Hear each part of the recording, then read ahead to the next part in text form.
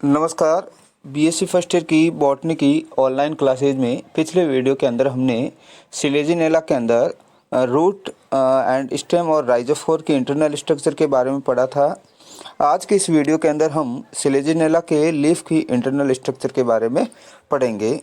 तो सिलेजिनेला के लीफ की इंटरनल स्ट्रक्चर के अंदर हम देखते हैं उसका टीएस या उसके अनुप्रस्थ काट में देखते हैं कि सिलेजिनेला की जो लीफ होती हैं वो 3 पार्ट में डिफ्रेंटिएट रहती हैं। एपिडर्मिस, पर्णमध्योतक और सेंट्रल वेस्कुलर पुल के अंदर डिफ्रेंटिएट रहती हैं। तो हम सबसे पहले जो लीफ की इंटरनल स्ट्रक्चर में सबसे आउटर लेयर एपिडर्मिस के बारे में पढ़ते हैं। तो सिलेजिनेला की लीफ की एपिडर्मिस है जो ऊपरी और निचली एपिडर्मिस डिफ्रेंटिएट रहती है, यानी कि ऊपरी और निचली बाह्य त्वचा में जो विभेदित होती हैं। दोनों बाह्य त्वचा हैं जो एक स्तरीय यानी कि यूनिलेयर्ड होती हैं और दोनों के अंदर जो एपिडर्मिस होती है उनकी सेल्स के अंदर क्लोरोप्लास्ट है जो प्रेजेंट होता है। रंध्र है जो निचली और ऊपरी दोनों एपिडर्मिस पर प्रेजेंट रहते हैं। नेक्स्ट अपन पढ़ते हैं पर्णमध्योतक या मेसोफिल के बारे में। तो सिलेजिनेला का जो पर्णमध्योतक यानी कि पर्ण के मध्य पाए जाने वाले उत्तक को अपन पर्णमध्योतक कहते हैं। यह ऊपरी और निचली बाह्य त्वचा होती है उनके मध्य सिचुएटेड रहता है। ये टिश्यूज है जो या मेसोफिल टिश्यूज है जो अविभेदित होता है। कहने का मतलब होता है ये स्पंजी और खम्भ उत्तक में विभेदित नहीं होता है। केवल इसमें जो स्पंजी उत्तक या स्पंजी टिश्यूज है जो प्रेजेंट रहते हैं। इनकी सेल्स हैं जो क्लोरोफिल युक्त होती हैं। सिलेजिनेला मार्टिनसी के अंदर जो पर्णमध्योतक होता है या मेसोफिल होती हैं वो स्पंजी टिश्यूज और पॉलीसेड टिश्यूज के अंदर डिफ्रेंटिएट रहती है, यानी कि खम्भ उत्तक और स्पंजी उत्तक में विभेदित रहती हैं।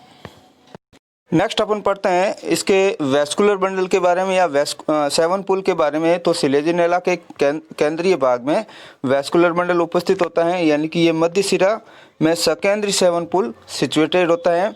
वेस्कुलर बंडल के केंद्रीय भाग में जाइलम वाहिनिका यानी कि केंद्रीय भाग में जाइलम होता है जो किसका बना होता है, वाहिनिकाओं या ट्रैकेट्स का बना होता है। और जाइलम वाहिनिकाओं के चारों ओर जो फ्लोएम है जो एक वलय के रूप में सिचुएटेड रहता है। आपके सामने स्क्रीन पर डायग्राम ए है जो लीफ की इंटरनल स्ट्रक्चर का डायग्राम है, यानी कि लीफ के टीएस का डायग्राम है। इसके यानी कि ये भी एपिडर्मिस, मेसोफिल और सेंट्रल वेस्कुलर बंडल में डिफरेंशिएट रहता है। तो अपर एपिडर्मिस और लोअर एपिडर्मिस और अपर एपिडर्मिस में दोनों में जो स्टोमेटा या रंध्र प्रेजेंट होते हैं। दोनों जो एपिडर्मिस के बीच में जो मेसोफिल सिचुएटेड रहता है। तो आपके सामने जो स्क्रीन पर डायग्राम दे रखा है इसमें ये जो मेसोफिल को शो कर रहा है। फिर इन मेसोफिल सेल्स के अंदर क्लोरोफिल जो डॉटेड स्ट्रक्चर दिख रही है वो क्लोरोफिल को शो कर रही है। इसके अलावा इसके अंदर इंटरसेल्युलर स्पेस भी प्रेजेंट रहते हैं। इसके सेंटर भाग में वेस्कुलर बंडल प्रेजेंट होता है। इसके सेंटर में तो जाइलम होता है और जाइलम के चारों तरफ है जो फ्लोएम है जो सिचुएटेड रहता है, जो भी एक वलय के रूप में सिचुएटेड होता है। अब हम लिग्यूल के बारे में पढ़ते हैं। तो सिलेजिनेला की जो लीफ होती हैं उसके आधारीय भाग में एक छोटी सी झिल्लीनुमा स्ट्रक्चर प्रेजेंट होती है जिसको अपन लिग्यूल कहते हैं।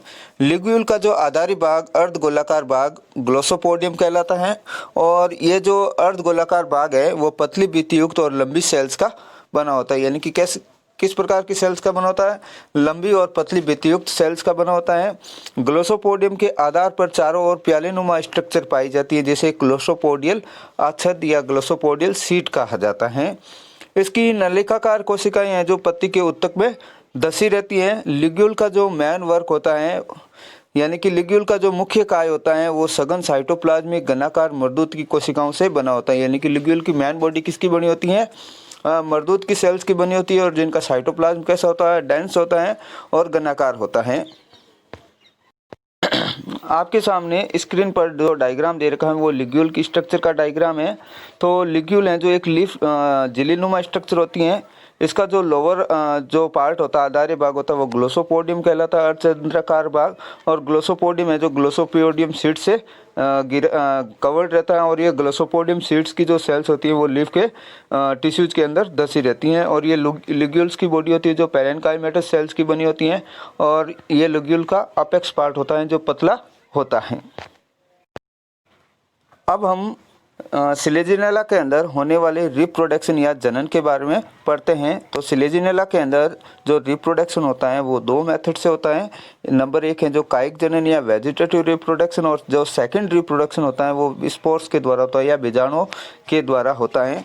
तो सबसे पहले हम वेजिटेटिव रिप्रोडक्शन के बारे में पढ़ते हैं। तो सिलेजिनेला के अंदर वेजिटेटिव रिप्रोडक्शन है जो फ्रेगमेंटेशन या खंडन के द्वारा, ट्यूबर या बल्बिल्स के द्वारा, और या फिर तीसरे जो मेथड है डोरमेंट बड्स या सुषुप्त कलिकाओं के द्वारा होता है। तो हम शुरुआत करते हैं खंडन विधि के द्वारा होने वाला कायिक जनन या फ्रेगमेंटेशन मेथड के द्वारा होने वाला कायिक जनन।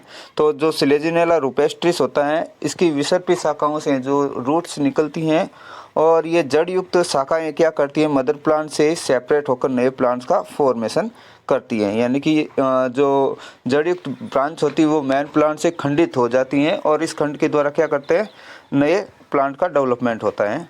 सेकंड जो मेथड है उसका नाम है कंद या पत्र पर कलिकाओं या बाई ट्यूबर्स और बाई बल्बिल्स।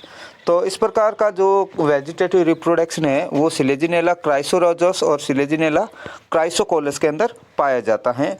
इसके जो प्लांट बॉडी है उसके ऊपर है जो कलिकानुमा स्ट्रक्चर डेवलप होती है या कंदनुमा संरचना डेवलप होती है, जो क्या करती है, मेन प्लांट से अलग होकर नए प्लांट्स का फॉर्मेशन करती हैं। तीसरा जो मेथड है वो है सुषुप्त कलिकाओं द्वारा या बायोडोरमेंट्स के द्वारा। तो सिलेजिनेला क्राइसोकोलस के अंदर जो वायवीय शाखाओं में जो सुषुप्त कलिकाएं उत्पन्न होती है, इसकी जो एरियल ब्रांचेज होती है वहाँ पर है जो सुषुप्त या डोरमेंट्स बड का डेवलपमेंट होता है। ये क्या करती है, फेवरेबल कंडीशन आती हैं तो इनसे जो नए प्लांट का फॉर्मेशन होता है। अब हम पढ़ते हैं सिलेजिनेला के अंदर होने वाले रिप्रोडक्शन के बारे में, यानी कि स्पोर्स के द्वारा या बीजाणु के द्वारा होने वाला रिप्रोडक्शन।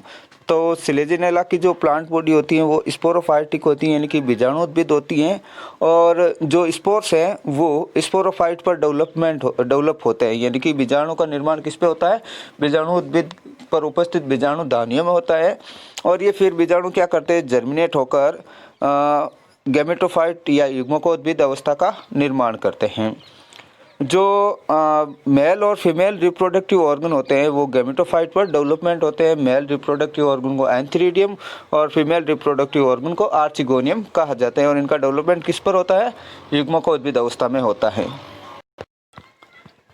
सिलेजिनेला एक विषम बीजाणुक वंश होता है या हेट्रोफिलस जीनस है, हेट्रोस्पोरस जीनस है। कहने का मतलब होता है इसके अंदर स्पोर्स हैं जो दो प्रकार के बनते हैं, एक तो मेगा स्पोर बनते हैं और दूसरे हैं जो माइक्रो स्पोर बनते हैं। मेगा स्पोर हैं जो माइक्रो स्पोर की तुलना में बड़े होते हैं या लार्ज होते हैं, और माइक्रो स्पोर हैं जो आम आप में जो छोटे होते हैं। और दोनों प्रकार के स्पोर्स का जो फॉर्मेशन होता है वो स्पोरेंजिया या बीजाणु दानियों के अंदर होता है। मेगा स्पोर का फॉर्मेशन है जो मेगा स्पोरेंजियम में बनता है, और एक मेगा स्पोरेंजियम या एक गुरु बीजाणु दानी के अंदर केवल 4 मेगा स्पोर या 4 गुरु बीजाणुओं का ही निर्माण होता है।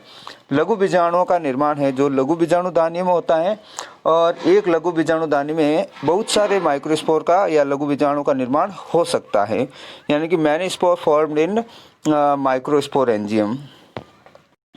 अब जो बीजाणु दानियाँ होती हैं वो एक लीफ नुमा स्ट्रक्चर पर डेवलप होती है, यानी कि जिसे अपन बीजाणु पर्ण या स्पोरोफिल कहते हैं, और इस स्पोरोफिल के कक्षीय भाग में जो लघु बीजाणु या गुरु बीजाणु दानियों का निर्माण होता है। यानी कि जिन बीजाणु पर्ण पर लघु बीजाणु दानियों का निर्माण होता है उन बीजाणु पर्ण को अपन लघु बीजाणु पर्ण या माइक्रोस्पोरोफिल कहते हैं, और जिन गुरु बीजाणुओं पर जिन बीजाणु पर्णों पर गुरु बीजाणु दानियों का निर्माण होता है उन्हें गुरु बीजाणु पर्ण या मेगा स्पोरोफिल कहते हैं। तो मेगा स्पोरोफिल पर किसका डेवलपमेंट होता है, मेगा स्पोरेंजियम का डेवलपमेंट होता है, और मेगा स्पोरेंजियम में किसका डेवलपमेंट होता है, मेगा स्पोर का डेवलपमेंट होता है। इसी प्रकार माइक्रो स्पोरोफिल पर माइक्रो स्पोरेंजियम बनते हैं, और माइक्रो स्पोरेंजियम के अंदर माइक्रो स्पोर का निर्माण होता है। अब हम नेक्स्ट पढ़ते हैं स्ट्रोबाइलस या शंकु का निर्माण है जो सिलेजिनेला के अंदर कैसे होता है उसके बारे में पढ़ते हैं। सिलेजिनेला के अंदर स्ट्रोबाइलस या शंकुओं का निर्माण है जो बीजाणु पर्ण पर होता, बीजाणु पर्ण के द्वारा होता है। क्या होता है, जो बीजाणु पर्ण होते हैं वो मुख्य या पार्श्व शाखाओं के शीर्ष पर एकत्रित होकर एक सघन संरचना बनाते हैं जिसे शंकु या स्ट्रोबाइलस कहते हैं। तो शंकु का निर्माण कौन करते हैं? बीजाणुपर्ण करते हैं। और बीजाणुपर्ण पर क्या होता है? बीजाणुधानियों का निर्माण होता है। और जब मुख्य शाखा या पार्श्व शाखाओं पर बीजाणुपर्ण का निर्माण हो जाता है तो उस मुख्य शाखा या पार्श्व शाखा की शीर्षवर्तीय जो रुक जाती हैं। लेकिन सिलेजिनेला की एक स्पीसीज है जिसका नाम है सिलेजिनेला कस्पिडेटा और सिलेजिनेला पेटुला, इसमें शंकु निर्माण के बाद भी है जो शीर्षवर्ती होती रहती हैं। कौन कौन सी दो स्पीसीज है? Selaginella cuspidata and Selaginella petula. इसके अंदर क्या होता है? स्पोरोफिल के द्वारा स्ट्रोबाइलस का निर्माण हो गया, उसके बाद में भी हैं जो शीर्षवर्ती है जो जारी रहती हैं।